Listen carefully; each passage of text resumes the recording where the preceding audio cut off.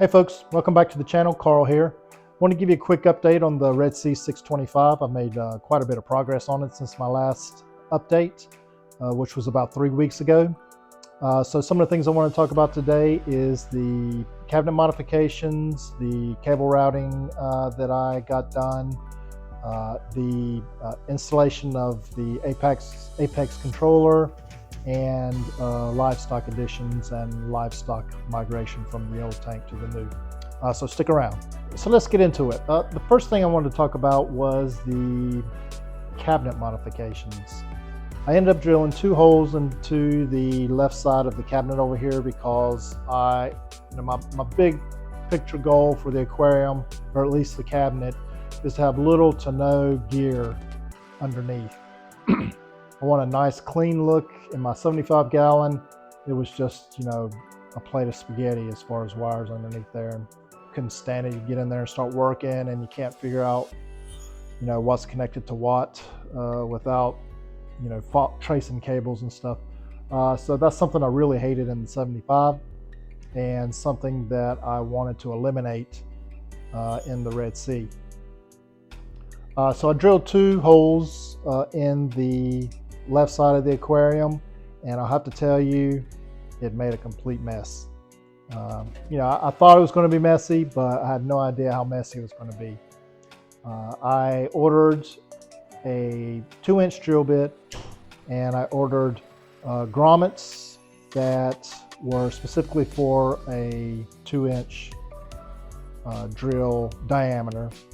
And then, so basically I ended up drilling those, and like I said, it made a mess. It made a much finer sawdust than I was expecting, and it seemed like as I went, the sawdust got finer and finer and finer. I don't know if it was just because I had ordered a really cheap bit from Amazon, but the cabinet was quite a bit thicker than I was expecting. I mean, I knew how thick it was because I put it together myself, but I kind of forgot, I guess. So, you're sitting there drilling and you're like, okay, gosh, where am I going to get through this thing? So you start pushing harder and harder on the drill, and it really just made a really fine dust. So much so that I didn't use a mask. I should have used a mask, and I actually had to open up the front door and the back door to get some air going through the house. That's how bad it was. As you can imagine, it fell into the sump. I was able to get some of it out by running a sock, skimming a sock across the water, but it was just too much. So what I ended up doing is taking my pump and drawing a lot of the water out of the sump, and then I just ran the pump in the sump through the sock for about 30 minutes and just let it cycle and cycle and cycle just to clean it up. While I was in there, I did a little bit of cleanup, in the bottom of the sump, which now you can hardly tell I even did anything as far as that goes. But I did get most of the dust and the shavings out. So, I accomplished the objective, but, if you got to really think further ahead when you're setting up an aquarium to anticipate that need. And I knew I was going to do it. I just didn't think it was going to be as messy as it was, but I got it done. So that's the main thing. And you can see that the cabling underneath is very clean, and by drilling these holes I was able to run the cabling into the control room over here on the left, and which all the controllers and stuff are just laying on the floor. Those are going to go up on the wall, so it'll be nice and clean looking in there. But for now, I have basically moved the spaghetti from the cabinet into the control room over there, so now I got to work on that as well. Speaking of the cabling, I will show you a picture of what I have in the floor in there and how I ran it through the wall. I did mention this in one of my previous videos, but I'll show it to you again. It's a 3-inch hole in the wall that I drilled that allows me to run the cabling through. And my intention is to map out a diagram of how I want it to look on the wall.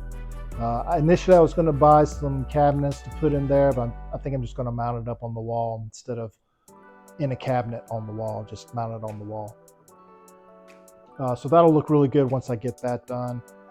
It'll be nice and organized. I was going to put a carbon reactor underneath, but I didn't like the look of that either. It took up too much space. I'm going to stick with my clean, my objective to having the aquarium cabinet as clean looking as possible. So I'm going to be running a carbon reactor in the control room as well. I did run into you can see it's a little cloudy right now. I've got the whites turned up, or the blues turned down, so you can see I'm starting to get a film on the rock a little bit, which is fine. I'm okay with that because that's the natural order of things on a new aquarium. You can see less of it when I've got the blues turned up, but things are progressing. I did run into it got really cloudy there for a little bit, so I did throw a mesh bag of charcoal in one of the socks to kind of help control that a little bit. It was just kind of an eyesore. I know it's not a problem, it was just kind of an eyesore, so that took it down a notch, and that got me thinking about the reactor and where to put it. So I've got plans for that as well. Additionally, I'll show you that I got the Apex controller running, and it's pretty neat. I can right now I'm monitoring the obviously the power draws from each outlet from the power bar.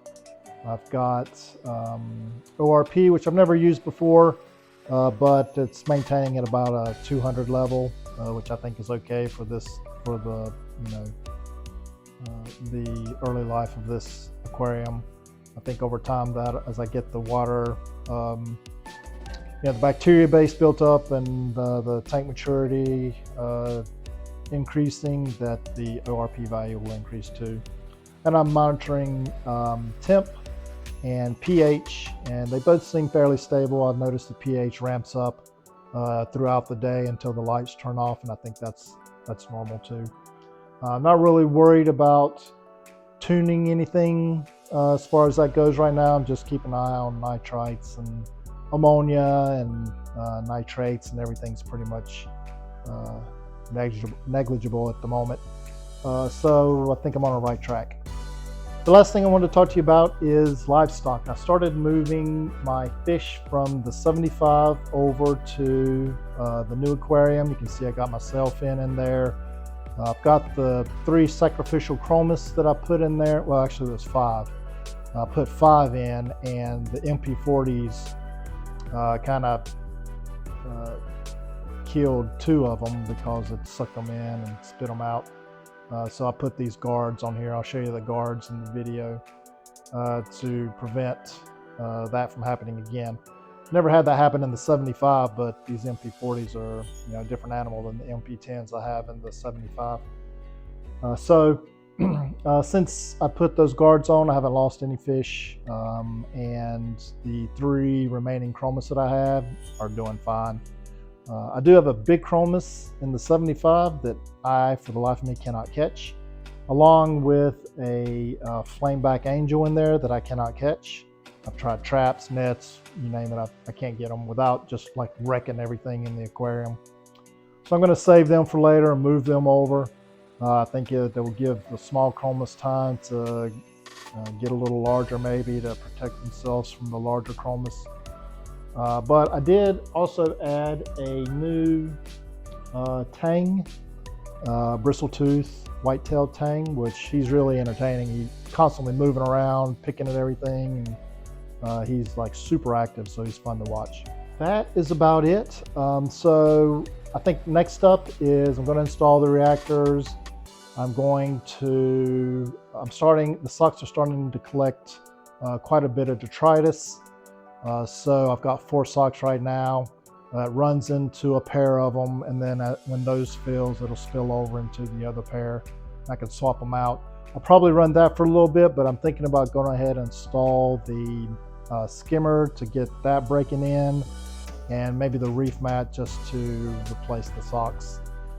So stay tuned for the next video. It'll probably be related to skimmer and reef mat installation. So like and subscribe and stick around for the next video. Thanks.